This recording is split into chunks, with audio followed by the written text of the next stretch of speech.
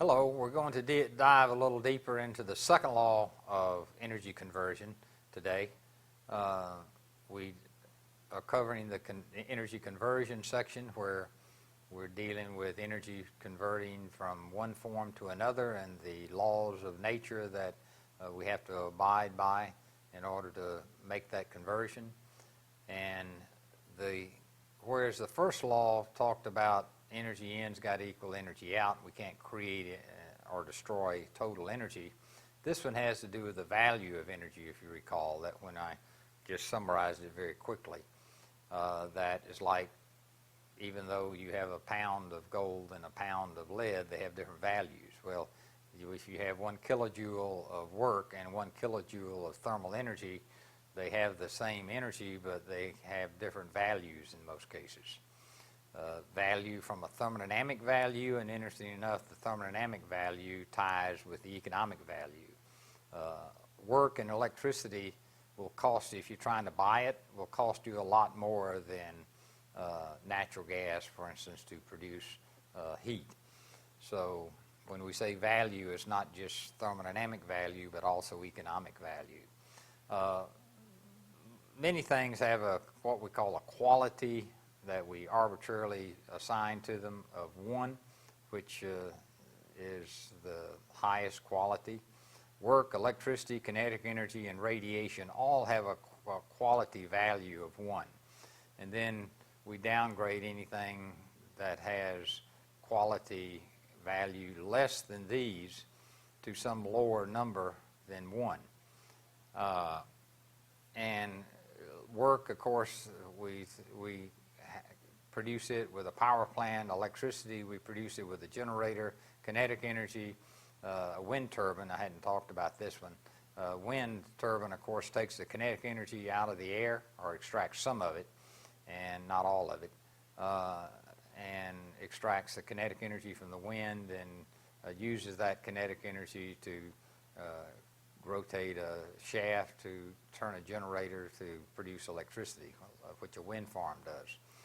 Radiation, we use that radiation energy from the sun to produce electricity with a solar cell. And then we have thermal energy. That one, thermal energy, is the oddball here, and is unfortunately, or just the fact, that most of our energy comes from fossil fuels, which we burn the fossil fuels to produce thermal energy or heat in order to get the energy out of them. So most of our energy conversion processes, somewhere along the line, involves thermal energy that we've extracted, or heat that we've extracted from burning fossil fuels.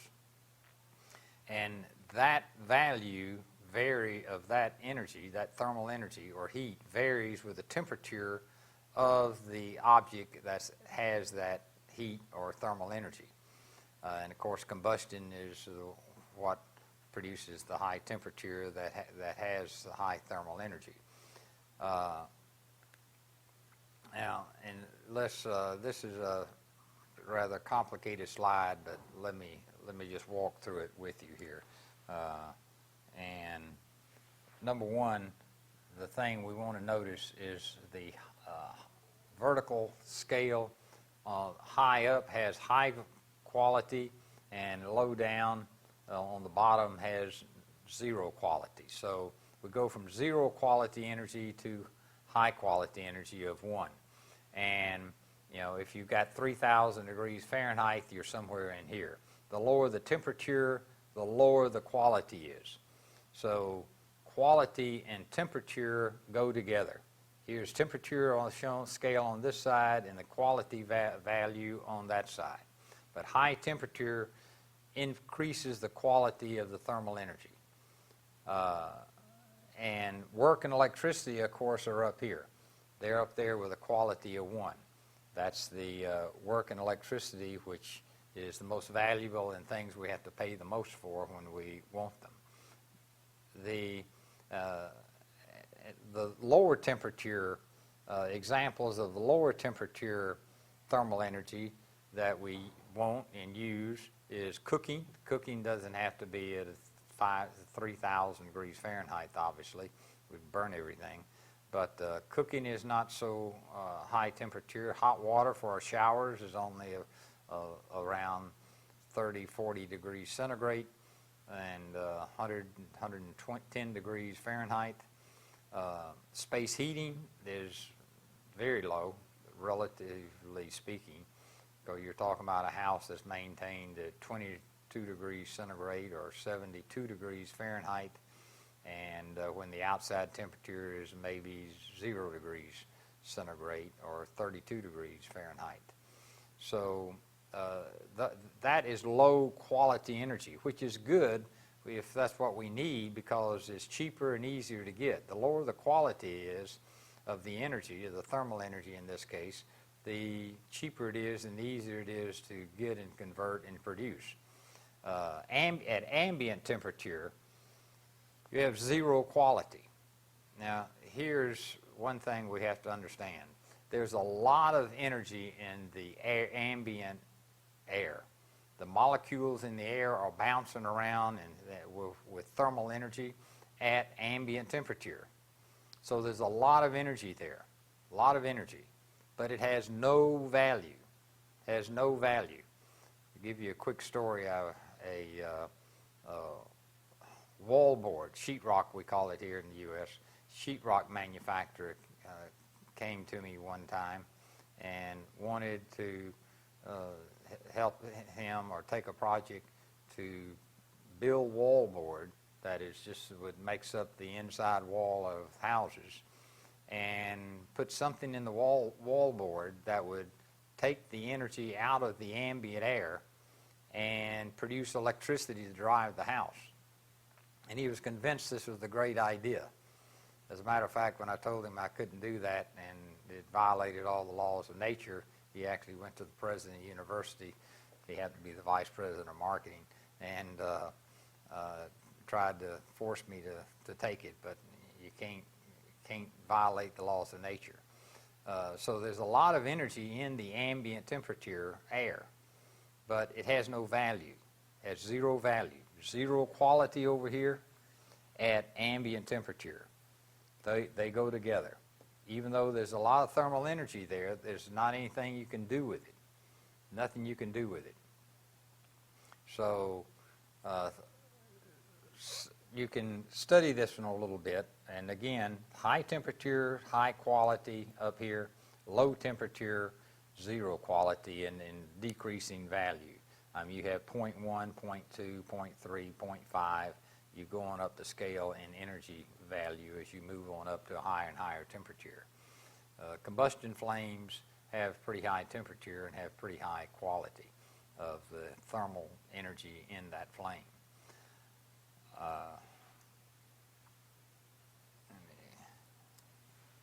Okay, so here's what the second law of thermodynamics tells you you cannot do. There's a big X here. It tells you cannot do it. I cannot, no one cannot take low quality, and here again, this is high quality is vertical in the highest part of the scale, and low quality is the bottom part of the scale, the graph. I put heat in at a low temperature.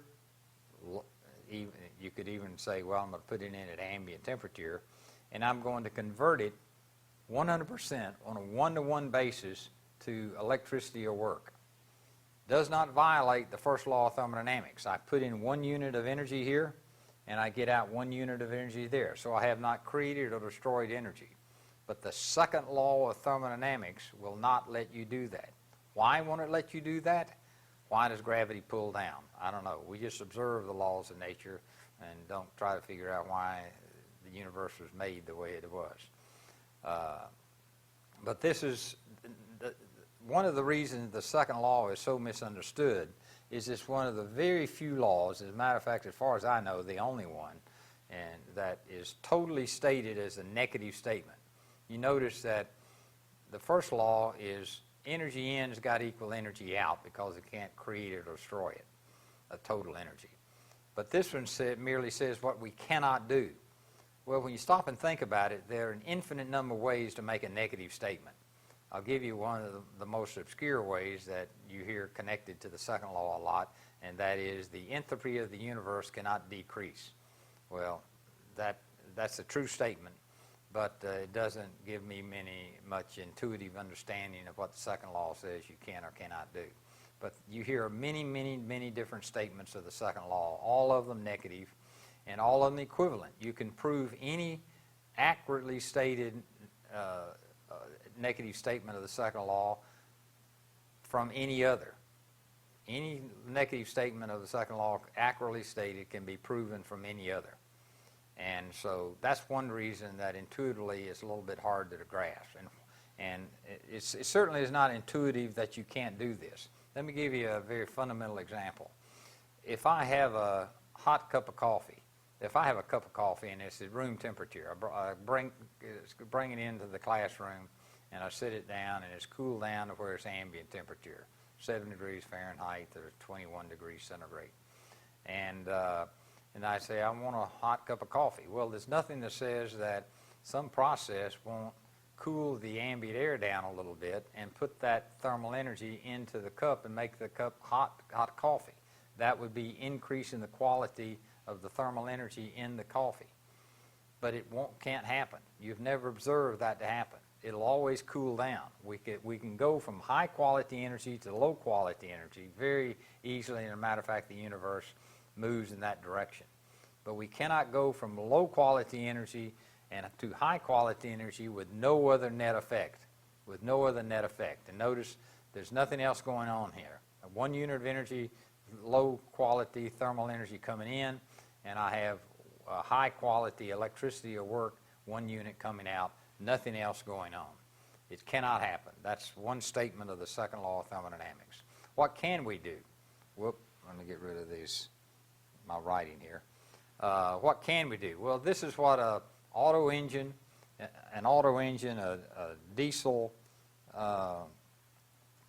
engine or electric power plant does. This power system represents any one of those. And what does it do? Well, we put in combustion energy into the plant. We drive the engine with gasoline that comes from oil, or we drive the diesel with diesel fuel, or drive a power plant with natural gas or coal. And we put it in, we put 3 BTUs in. Notice it's not zero quality, though. It's not zero quality. It has some quality because it's at a relatively high temperature. We can produce high quality energy, but to do it, we've got to degrade other energy, some of it. We cannot do it. We cannot have 3 BTUs going in and 3 BTUs coming out as electricity. We can have 1 BTU of electricity coming out and 2 BTUs coming out at ambient temperature that we are rejecting to the river with a quality of 0. So if you're going to upgrade part of the energy, I've got to downgrade the rest of it. I cannot upgrade all of it. So I can only upgrade it if I use the downgrading of some segment of the energy to drive the upgrading. And that's what an auto engine, a diesel engine, or a power plant does. And this is maybe a little difficult to grasp, but is one thing, by the way, I've had people and read articles that where engineers are really stupid because we're throwing away 2/3 of our energy into the river. We need to be using that energy and producing it all into electricity. Well, that would be great if you can do it. But the second law of thermodynamics will not allow you to convert all of this combustion energy into electricity. You've got to throw a lot of it away at 0 quality or low quality, close to 0. If we're throwing it away to the atmosphere of the river, it is at 0 quality. So there's people say we're throwing away all this thermal energy at ambient temperature and we need to recover it and do something with it. It has no value, just like the ambient molecules in the air have lots of energy as they bounce around, but they have no value. We can't do anything with them. That's just the laws of nature. Okay. That's a very quick overview of the second law of energy conversion, which is highly misunderstood or not understood at all by a lot of people and a lot of our our population, which is not surprising when we look at it and see that it's not very straightforward to understand, particularly from an intuitive concept. Why you have to do it the way we have to, nature says we have to do it, is not clear at all. But why does gravity pull down? When I jump out of a building, I fall down rather than going up. That's just the way the laws of nature are. Okay, thank you